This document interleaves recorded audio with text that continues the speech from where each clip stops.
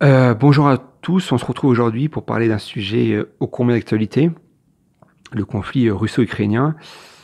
Et la première question finalement c'est pourquoi en parler? Pourquoi faire cette vidéo? J'aimerais faire preuve de raison, là où souvent malheureusement l'émotion domine, ou la surinformation et l'émotion dominent, j'aimerais faire preuve de raison, ne pas faire preuve de parti pris non plus, et te tâcher de décrypter cette situation uniquement par les faits. C'est un conflit déjà, et c'est le point peut-être le plus important, qui puise ses racines dans le XXe siècle. La Crimée, par exemple, c'est un territoire qui a été offert à l'époque de l'Union soviétique par Khrouchtchev à l'Ukraine. Puis ensuite, qui dans l'ère post-soviétique, une ère très troublée, dont on va reparler, a fait l'objet de tensions, a fait l'objet, comment dire, de convoitises. Le Donbass, importante zone minière sous l'ère soviétique, va attirer en fait énormément d'ouvriers de toute l'Union soviétique, notamment des Russes, ce qui va créer une sorte de melting pot culturel. Donc ça, c'est déjà une première chose. Ensuite, ce sont aujourd'hui des régions qui sont majoritairement russes ou russophones. Quelle est la différence? Russe, c'est-à-dire que c'est une région qui est habitée par des Russes, nationalité russe. Russophone, car certains Ukrainiens, comme beaucoup d'Ukrainiens d'ailleurs de ces régions-là, vont prendre la langue russe comme première langue, comme ce qu'on appelle la lingua franca. Ceci étant dit, ça pose la question de la souveraineté. Est-ce que ces territoires doivent revenir aux Russes? Je ne pense pas. Pourquoi? Parce que d'une, ça va créer des précédents désastreux à travers le monde. Ça risque de provoquer énormément de guerres civiles. Et parce que ça déciderait ensuite de conflits qui seraient basés en fait sur la loi du plus nombreux. Si vous êtes plus nombreux sur un territoire, quand bien même ce territoire n'est pas le vôtre, vous pouvez l'annexer. Ça ne serait pas quelque chose de souhaitable finalement dans l'avenir. Ensuite, et on peut pas le nier, il y a aussi une forte résonance économique pour ces deux territoires. La Crimée, c'est un territoire qui présente des avantages en termes de tourisme, en termes d'agriculture, des ressources minières aussi. Et pareillement, le Donbass possède énormément de ressources minières. Donc, il y a évidemment, derrière l'aspect politique, un aspect économique, comme à chaque fois. La Russie post-soviétique, et maintenant il faut en parler, la Russie post-soviétique, parce que le conflit qu'on vit aujourd'hui, enfin on ne le vit pas personnellement, mais que les Ukrainiens vivent malheureusement, ou survivent plutôt, c'est un conflit qui puise ses racines encore plus dans la Russie post-soviétique. En effet, c'est une époque où l'Union soviétique est morcelée, après 91, morcelée économiquement, un capitalisme sauvage va s'imposer, morcelée au niveau de la puissance russe.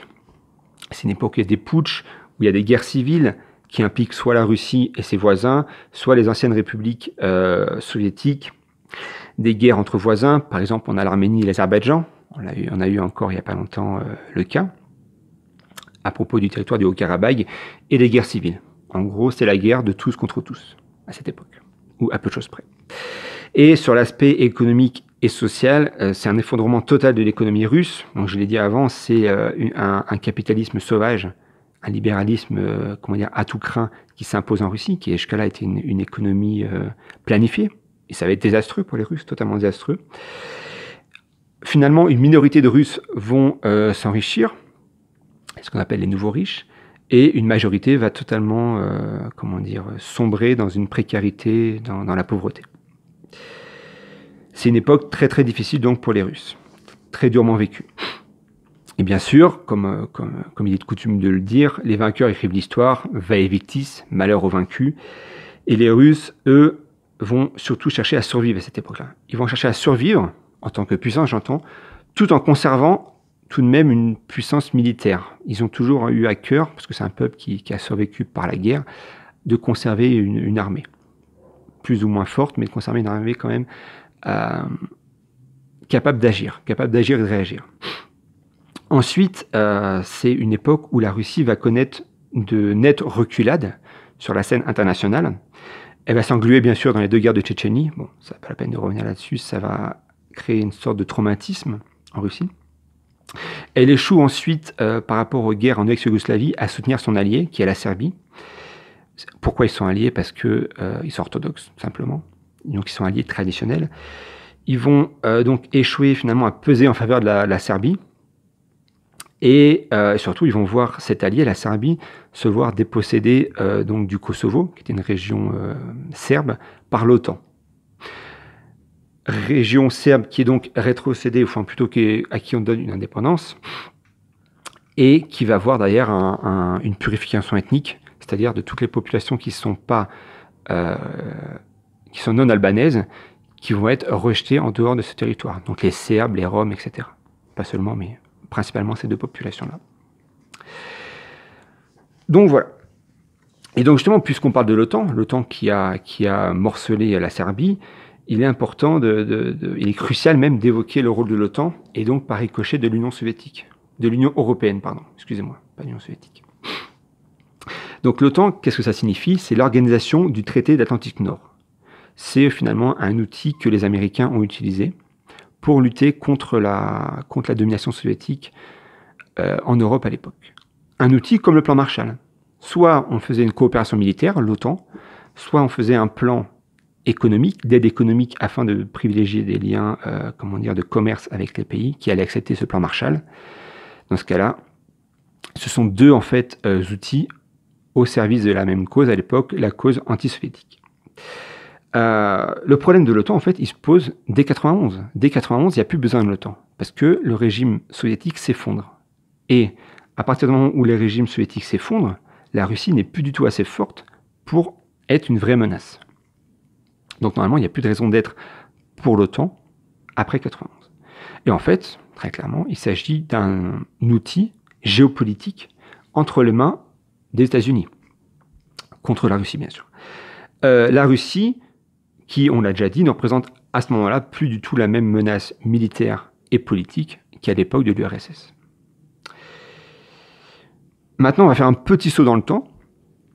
On va arriver aux années 2000, donc l'arrivée au pouvoir de Poutine. L'économie soviétique, l'économie russe, pardon, pas soviétique, russe, l'économie russe est encore une économie en dents de scie, qui va connaître des hauts et des bas au cours des années 2000-2010. Mais Poutine, qu'est-ce qu'il va apporter? Il va apporter pour les Russes une intransigeance politique. Il va figurer l'autorité politique. Ensuite, c'est une influence qui va être réaffirmée, notamment à l'international. Il y a eu une influence russe en Syrie, en Égypte, en Ukraine aujourd'hui, mais pas seulement. Même dans les anciennes républiques soviétiques, la Russie conserve un pouvoir fort, notamment grâce à Poutine. Enfin, la Russie, c'est aussi un réseau d'alliances qui va être créé. Un réseau d'alliances qui, bien sûr, ne va pas s'étendre à l'ouest, mais qui va s'étendre à l'est. L'Asie centrale, la Chine et l'Inde. Comme alliés, on fait pire quand même. On fait moins puissant, on va dire. Maintenant, pourquoi ce conflit? Et c'est peut-être là où on touche le cœur du sujet. Il y a déjà le passage d'une Ukraine qui est pro-russe au début, avec le président Yanukovych, à une Ukraine qui est pro-européenne, avec les événements, avec le mouvement d'Euromaïdan en 2014. Euromaïdan qui a poussé sur le devant de la scène des personnages comme Yushchenko, Timoshenko, et les frères boxeurs Vassili et Vitali Klitschko, par exemple, qui sont, eux, des Ukrainiens qui souhaitent un rapprochement avec l'Europe, avec l'Union européenne et avec l'OTAN. Maintenant, si on refait encore un bond dans le temps et qu'on se rapproche vraiment des dernières années, des derniers mois, voire des derniers jours, il y a eu une stratégie de tension, notamment médiatique, entre les États-Unis et la Russie sur une potentielle guerre. Moi, j'ai eu cette impression-là, personnellement, que les pouvoirs, ou que les mondes plutôt politico-médiatiques, jubilaient à l'idée d'une guerre, jubilaient à l'idée de la potentialité de la guerre. Et ils signifiaient très clairement par leur message répété, par le martèlement médiatique, que la guerre en Ukraine aurait lieu. Donc surenchère d'informations qui d'ailleurs ont très vite supplanté le thème du Covid, qui a quasiment disparu. Ensuite, il y a encore un autre point très important qui peut expliquer la guerre en Ukraine, c'est que depuis quelques années, et depuis quelques mois et très récemment, il y a eu une montée aussi puissance des tensions, avec l'installation régulière des troupes ou de matériel militaire de la part de l'OTAN et de la part de la Russie, soit dans les pays de l'Est de l'Europe qui sont déjà dans l'Union européenne, soit à la frontière russe vers d'autres pays, donc les pays mentionnés précédemment. Estonie, Ukraine, etc. Donc avec les frontières qui bordent, la Russie a aussi, comment dire, déployé une force militaire. La Russie, d'ailleurs, il n'est pas inintéressant de le noter, qui possède des fortes minorités russophones, russes, dans les pays baltes, etc. Donc il y a une tension permanente. Maintenant, quelle résolution pour ce conflit? Qui était le point le plus important. Pour les Russes, ça va être forcer la main, finalement, pour provoquer un cessez-le-feu. Je le vois comme ça. Provoquer un cessez-le-feu et obtenir des concessions de la part des Ukrainiens. Concessions qu'on pourrait imaginer comme le Donbass et la Crimée. On arrête la guerre, on se retire, mais vous nous laissez le Donbass et la Crimée. Ce que les Ukrainiens seraient prêts à accepter, je pense, dans le cas actuel. Pour les Ukrainiens, le président Zelensky, contre tous les avis et contre toutes les attentes, a choisi de rester à Kiev pour se battre.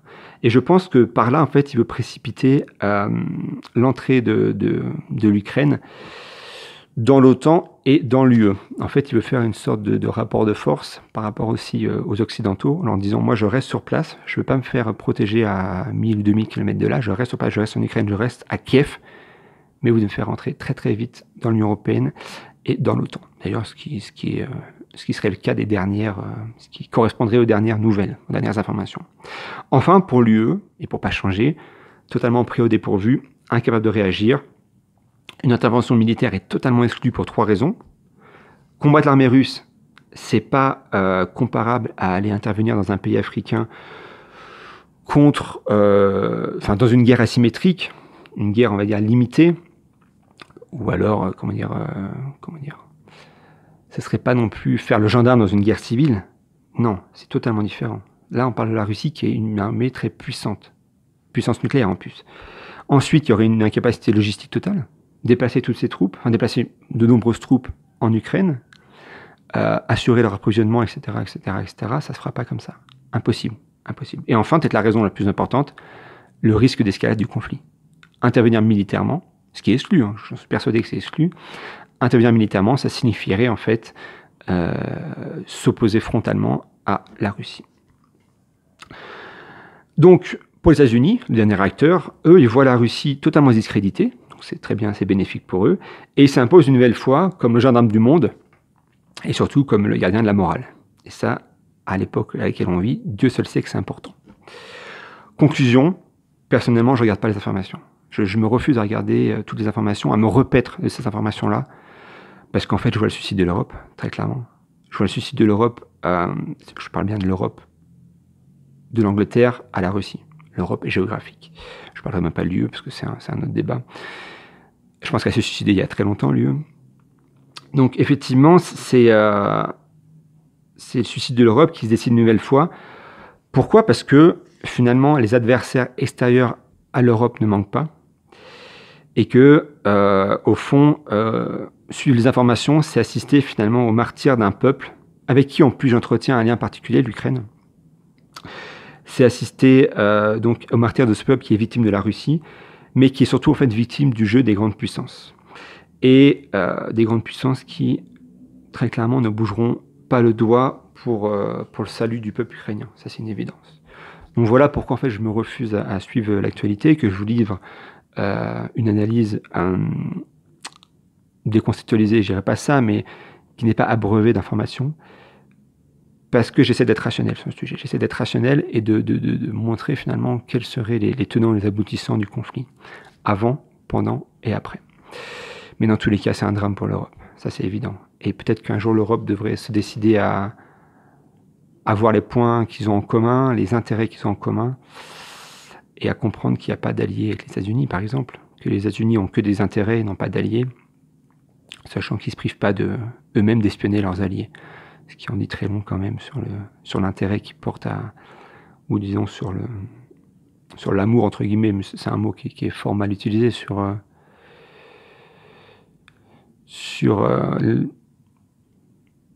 l'importance qu'ils accordent à leurs alliés, je dirais. Et voilà, je pense que c'est l'essentiel des points que je voulais évoquer avec vous.